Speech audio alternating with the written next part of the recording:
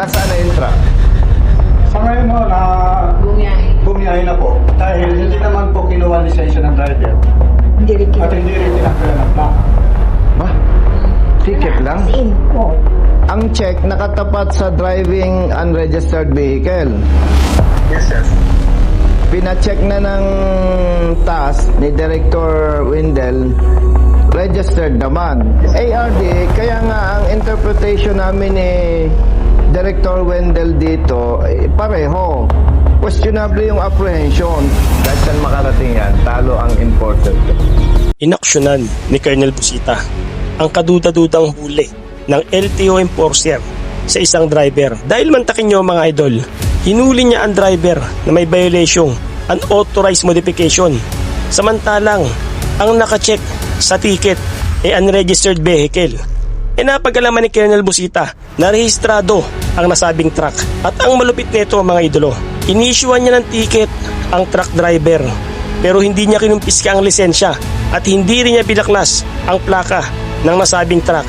Kaya tara, sabay-sabay nating panoorin ang kaabang-abang na eksena ukol dito. Natuloy, sir. Brother, good afternoon. Ang lakad mo dito. Inuhuli yung truck sa, ano sir? Sa Pagkagalaw. Ano daw? Ang nilagay ko sa ticket ay unauthorized. Motor vehicle modification. Bakit? Tinatanong ako namin kung ano yung ibig sabihin. May binago. Walang ginagawa ko sir. Ever Sa since. motor vehicle itself. May mga tiwali, tira ng tira. Yan na nga sir. Tira ng tira para may huli. Brother, oh, taga...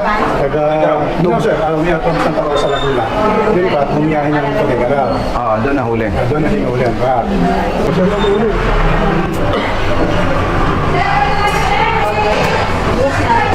Rehistrado. Please na ako sir. May dokumento, may papel. Halika, sumabay ka sa akin. Sumama ka dito. Long time no see. Nalungkot ako. Ano nangyari? Nalipat ka daw. Nalipat ako saan naman? Galit ako niya. Fake news pala yun. Fake news? No? Oo. Fake news. Nalipat ako ng kusina. Sabi ko, paano na yung ating mga pending na tinutulungan?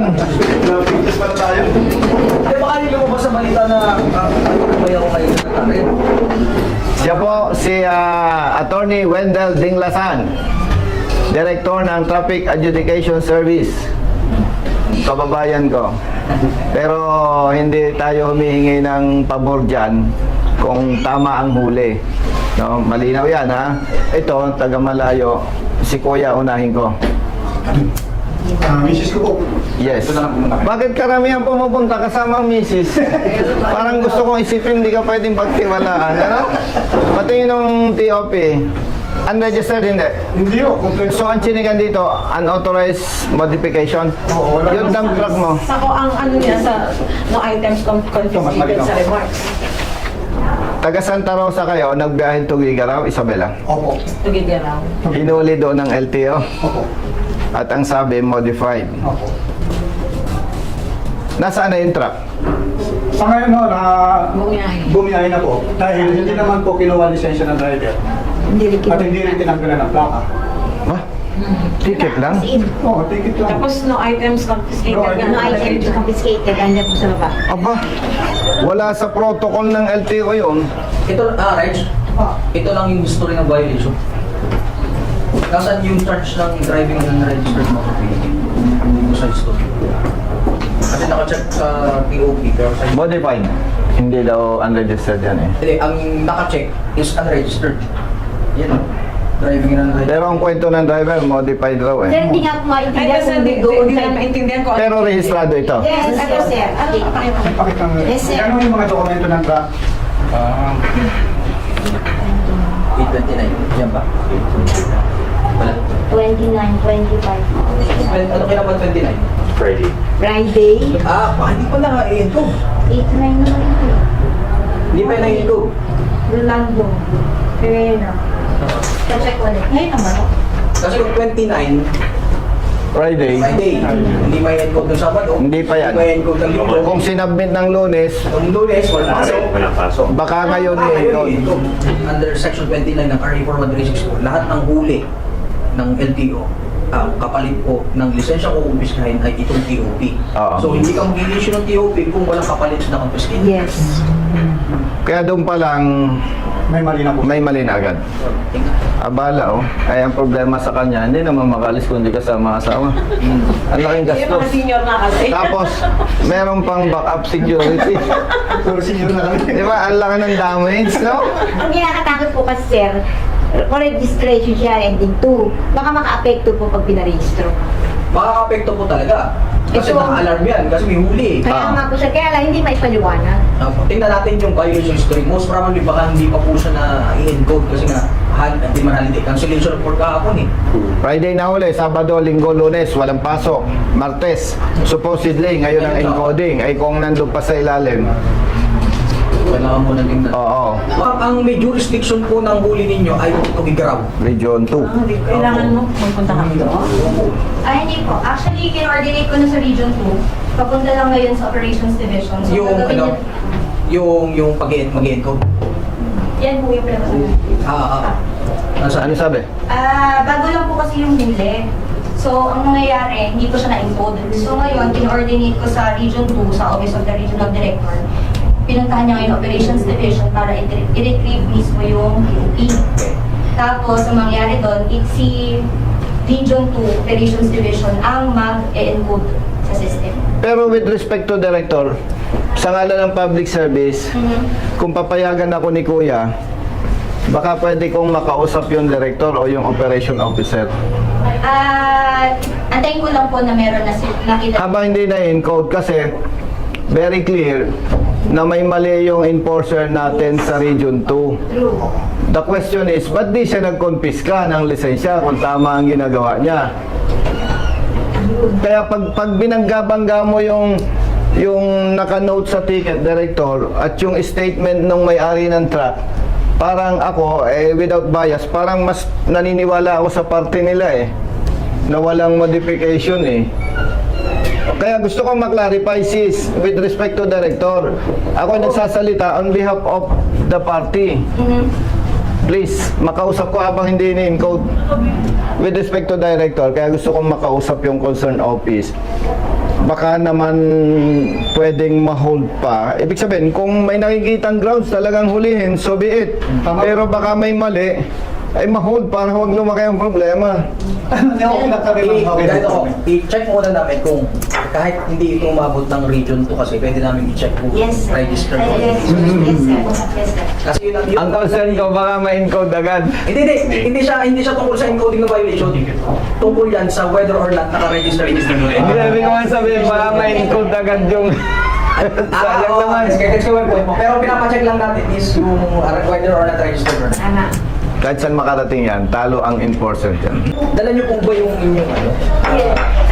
Yung details of your registration at the time of apprehension? Hindi ba? At the time of apprehension, dala niyo po ba yan? So, kompleto. So, wala talaga sa violation. Hindi lulusot ang enforcer natin. Kasi Kasi kung- mag-no-note dapat yan No ORCR carried. Yes. Tama. Tapos, kung sinasabing modified vehicle, Inunod nakalagay na. Dapat nakalagay. Kasi ito ang nagsaserve na complaint sa ano sa Kung ang driver naman walang dalang ORCR, naka-note dapat Kaya pag hindi na i-note, halimbawa lang, hindi dala, hindi na i-note, panalo pa rin ang apprehended person. Sa apprehending officer, hindi niya nagawa ko yun. Diba?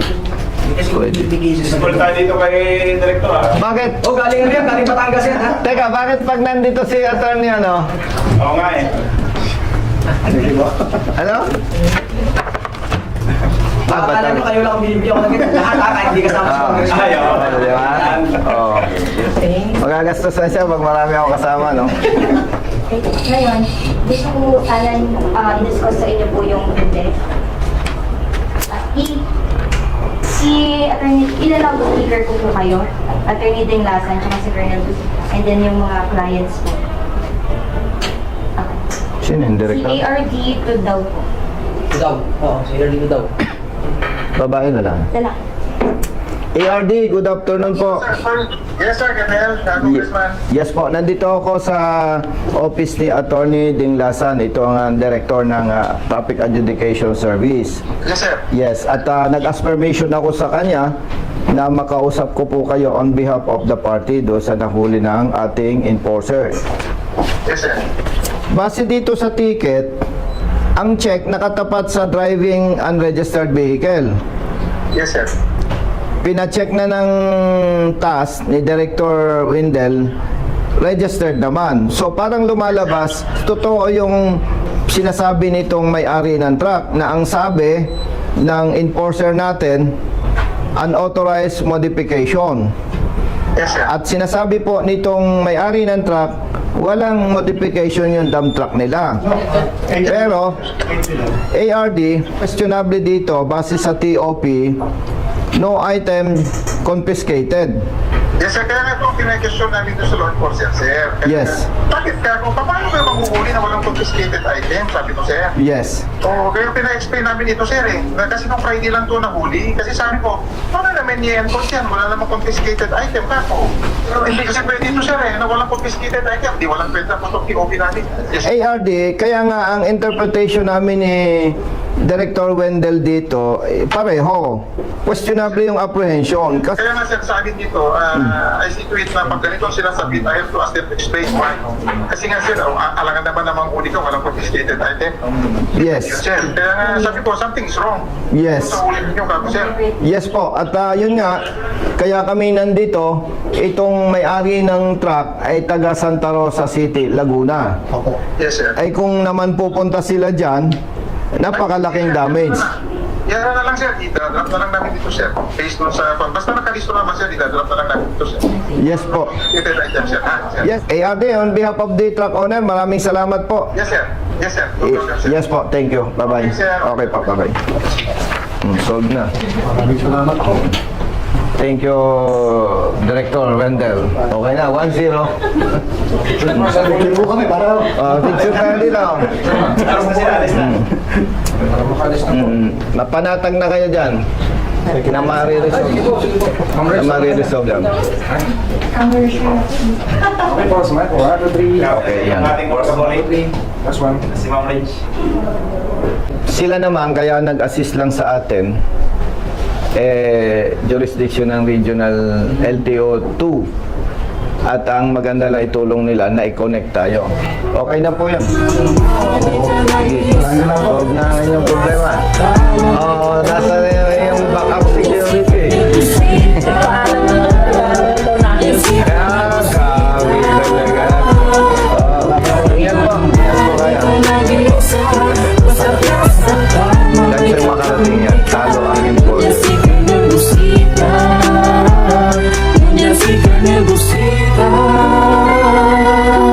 Bilat sa init, minsa'y basa din ng ulan. Pawis na gumuguhit sa mismo ring katawan. Kadalasang sumisingit, pagod na raraw.